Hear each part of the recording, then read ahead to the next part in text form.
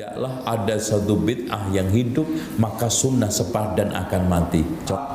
Kalau sekarang orang kafir yang dibunuh, yang dirusak, yang dihancurkan kaum muslimin, kalau ahli bid'ah yang dihancurkan Islam. Bismillahirrahmanirrahim. Dalam kondisi apapun, bid'ah walaupun mereka anggap hasanah, pasti memberi efek. Satu, efek dampak yang paling nyata, seperti yang dikatakan oleh Hasan ibnu Atiyah, tidaklah ada satu bid'ah yang hidup, maka sunnah sepadan akan mati. Contoh, bid'ah antara adzan dan qomat hidup, sunnah antara adzan mati. Bid'ah ketika jenazah muncul, sunnah seputar jenazah hilang, itu sudah otomatis geser. Pak, kalau sekarang orang kafir yang dibunuh, yang dirusak, yang dihancurkan kaum muslimin, kalau ahli bid'ah yang dihancurkan Islam. Sekarang pertanyaannya, hancurnya umat dengan hancur agama, bahaya mana? Hancur agama. Makanya perang berkali-kali, jihad berkali-kali, orang-orang kafir menghancurkan negeri Islam, tetap bangkit. Kenapa?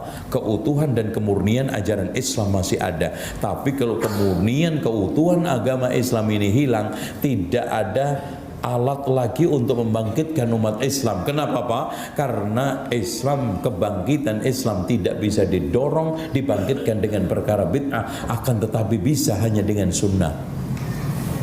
Antum lihat sejarah demi sejarah, kebangkitan Islam hanya diraih dengan sunnah, kembali kepada Al-Quran dan sunnah, bukan dengan kebid'ahan. Yang kedua, akhirnya lambat laun Islam ini hilang. Rasulullah mengatakan, la tunqadhanna urul islami urwatan kullaman taqadat urwatun tashabbatha an-nasu billati taliha wa awwaluha naqdan al-hukmu wa akhiruha as-salah.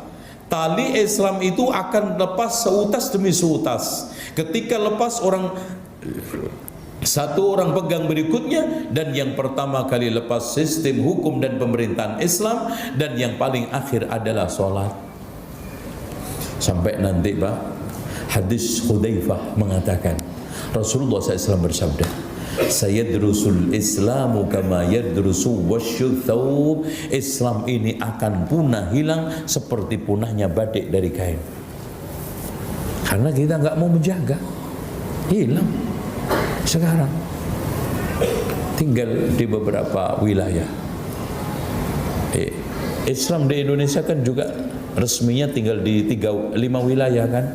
Masjid, kuburan, nikah, waris, terus terakhir apa?